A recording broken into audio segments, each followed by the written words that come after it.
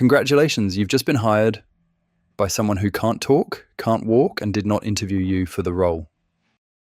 This is your first night home with a newborn, and by sunrise, you'll have questioned every decision that led you here and somehow survived. Here's how the shift goes.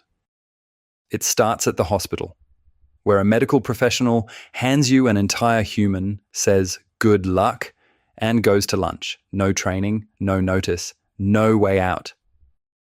Then comes the drive home, the most terrifying journey of your life, conducted at 11 miles an hour.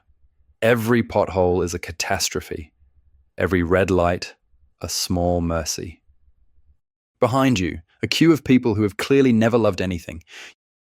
You get them through the front door, you set the car seat down in the middle of the lounge, and you stand there, two functioning adults staring at a sleeping potato, waiting for instructions that never come. You are now holding your new manager. They can't hold up their own head, but they've already formed strong opinions about your performance. And then night falls. No book truly prepares you for it. Several will try, and you'll resent all of them by morning. First, the silence. At the hospital, there were nurses, monitors, the comforting beep of professional supervision. Now there's just you, a kettle, and a manager who runs entirely on chaos and has no concept of a weekend. You'll put the boss down and immediately wonder if they're still breathing. You'll lean in and watch their chest like it's the season finale of something. This is normal. Newborns breathe irregularly, in little pauses, deeply alarming, also fine. Now, quick, serious bit, because this one genuinely matters. Safe sleep. The boss sleeps alone on their back in a cot. No pillows, no blankets, no toys. I know the empty cot looks bleak. Good. Boring is safe. Right, back to it. Your first shift starts at 2 a.m. Management is hungry. Management is always hungry, every 2 to 3 hours, round the clock, because their stomach is the size of a grape and their patience is smaller. You'll feed this child more times tonight than you've eaten all week. They will not thank you. They will, however, leave a review. The only way to survive the night shift is to split it. One feeds, one sleeps, then you swap. This isn't heroism, it's a rota, and martyrs make terrible flatmates. Prep the bottles before bed, because 2 a.m. you is not a clever parent. 2 a.m. you can barely operate a kettle. Then, a workplace incident. The first nappy at home arrives like an ambush. Newborn nappies are a journey. Black, then an alarming green, then a yellow that frankly raises questions. All completely normal. Nod sagely like you expected it.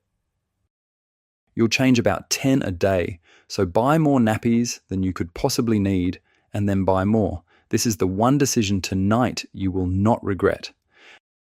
At around 6 p.m. comes the witching hour, the daily performance review. Management is fed, dry, warm, furious anyway. No reason given, none will ever be given.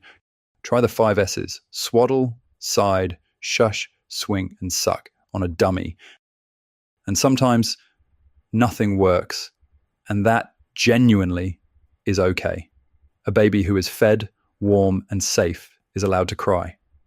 So are you, frankly. It's been a big day. You started a new job. Dad, this is your moment. Hold the boss close, snug, and walk slow laps of the lounge. Movement and a heartbeat settle newborns. You are now officially a human white noise machine. It is the most important job you will ever do badly. And then the 4 a.m. shift, the one I warned you about. You'll quietly reconsider every decision that led to this employment. There's no HR. There's no severance. And your manager is asleep on your chest, primed to detonate the second you stop moving. This is the lonely hour, but it passes.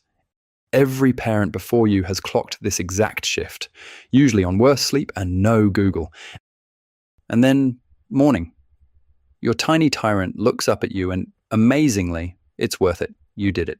Night 1, survived. Probationary period, ongoing. It gets easier, slightly, in about 3 months. Follow mum and dad for everything nobody warned you about.